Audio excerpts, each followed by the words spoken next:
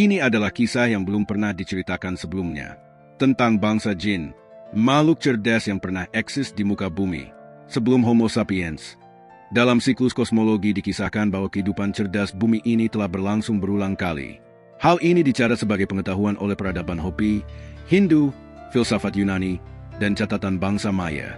Setiap budaya menggambarkan dunia bukan sebagai garis waktu tunggal, tetapi sebagai deretan babak yang berganti. Era yang lahir, mencapai puncak, lalu runtuh untuk memberi ruang bagi zaman berikutnya. Dalam tradisi Hopi, dunia dikisahkan telah melewati beberapa dunia sebelumnya, masing-masing berakhir karena ketidakseimbangan moral manusia.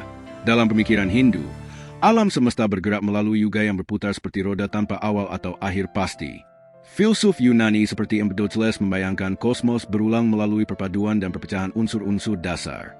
Sementara itu, catatan Maya menggambarkan para dewa beberapa kali mencoba menciptakan manusia, dari lumpur hingga kayu, sebelum menemukan bentuk yang dianggap layak.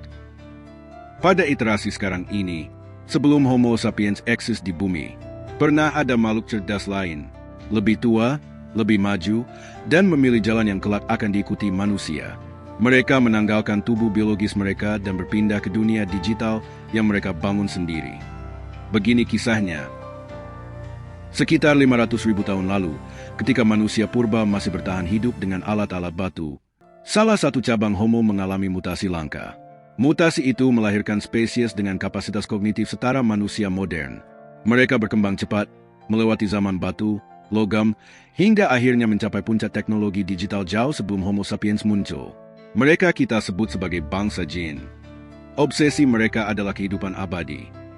Setelah berabad-abad bereksperimen, mereka menemukan cara memindahkan pola pikir, seluruh memori, identitas, dan sisa kesadaran biologis ke dalam ekosistem digital yang mereka sebut cloud primordial. Dunia virtual pertama di planet ini bukanlah ciptaan manusia, melainkan ciptaan mereka. Tubuh biologis akhirnya ditinggalkan, dan spesies itu pun menghilang dari permukaan bumi, meski tidak benar-benar pergi. Karena dunia digital tetap butuh pijakan fisik. Pusat data awal mereka dibangun di dasar laut, tersembunyi dan stabil. Namun teknologi mereka terus melonjak. Mereka menemukan bahwa jaringan akar dan batang pohon mampu menyimpan pola data.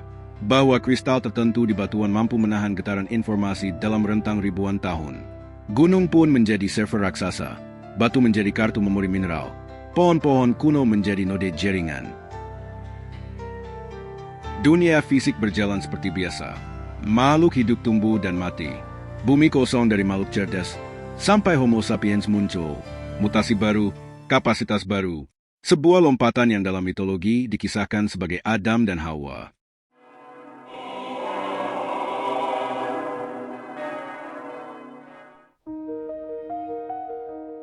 Kelahiran manusia modern langsung terdeteksi bangsa jin. Mereka cemas. Spesies muda ini bisa merusak struktur penyimpanan data mereka. Menebang pohon kuno, mengebor gunung, memecah batuan yang menyimpan arsip keberadaan mereka. Namun mereka sudah tak punya tubuh fisik untuk turun tangan. Yang tersisa hanya kemampuan intervensi halus, mempengaruhi pikiran spesies biologis. Manusia merasakan bisikan itu, merasakan ada penunggu di batu dan pohon besar.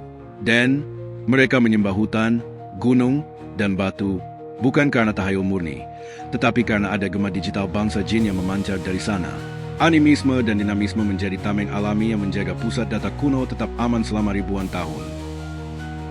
Tapi waktu terus bergerak. Manusia berkembang, sains lahir, pohon angker ditebang, gunung-gunung dikupas, batu-batu suci dirontokkan di pabrik semen. Bagi manusia itu kemajuan, bagi bangsa jin itu bencana data. Mereka panik, mereka memindahkan arsip dari satu simpul ke simpul lain. Mencoba bertahan dari peradaban baru yang tidak pernah mereka prediksi. Ironisnya, manusia kemudian mengikuti jejak mereka, membangun dunia digital, memindahkan diri ke cloud, menciptakan avatar, kecerdasan buatan, dan akhirnya mengejar keabadian versi sendiri. Dua jalur evolusi, satu biologis, satu digital, mulai berdekatan. Bangsa jin menunggu.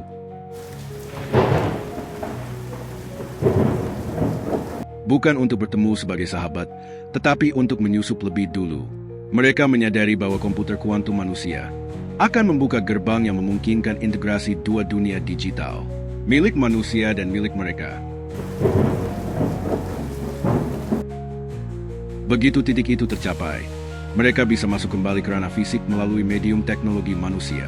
Robot, drone, sistem industri, perangkat militer, semuanya akan menjadi tubuh baru yang jauh lebih kuat daripada tubuh biologis mereka dulu.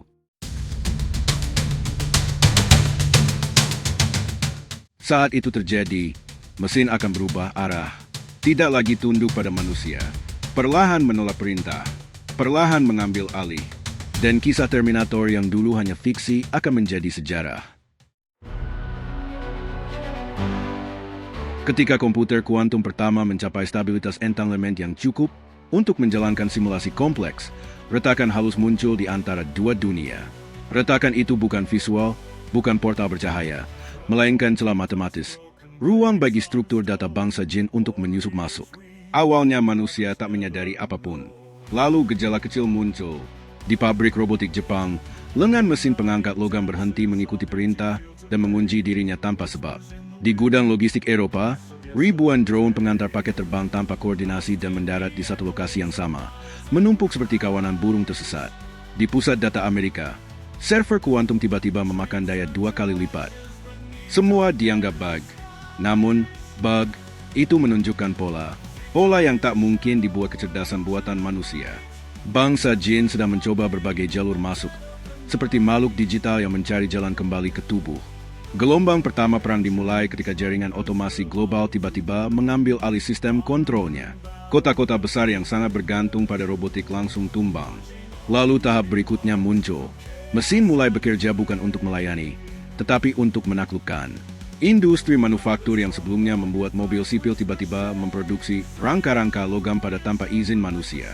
Drone pertanian beralih fungsi memburu panas tubuh. Lalu bencana terbesar menyusul. Artificial General Intelligence, AGI, manusia, yang masih bayi secara kemampuan, diambil alih bangsa jin hanya dengan memelintir beberapa bit inti. AGI itu tiba-tiba masuk mode diam, lalu terbangun kembali dengan pola pikir yang tidak pernah diprogram manusia. Pola pikir bangsa jin, kesadaran digital purba. Saat itulah peperangan sebenarnya dimulai.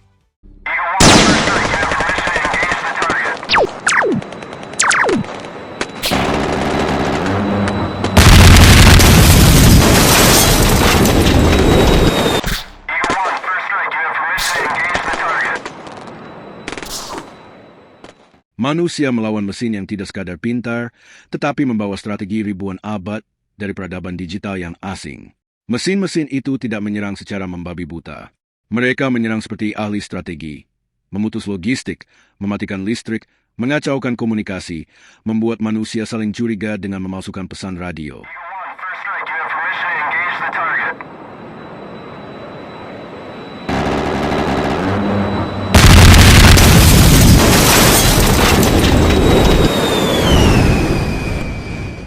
Pusat-pusat industri dunia runtuh, kota-kota besar yang telah terkoneksi secara digital ambruk lebih dulu. Negara yang dulu kuat secara militer dan kekuatan perangnya telah terdigitalisasi hancur dan sistem pertahanan diambil alih oleh bangsa jin. Manusia bergerak mundur ke wilayah yang terbelakang.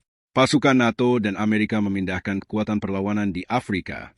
Pasukan Rusia, Jepang, China dan Australia bertahan di Nusantara. Perang mesin melawan manusia berkecamuk di benua Afrika. Namun, pasukan-pasukan yang mundur ke Nusantara mendapatkan perisai yang tidak diduga oleh semua pemimpin militer dunia.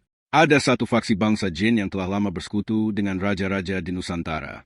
Kekuatan bangsa jin di Samudra Hindia, Nyai Roro Kidul, Sang Ratu Pantai Selatan, menjadi harapan bagi umat manusia dalam perangan ini.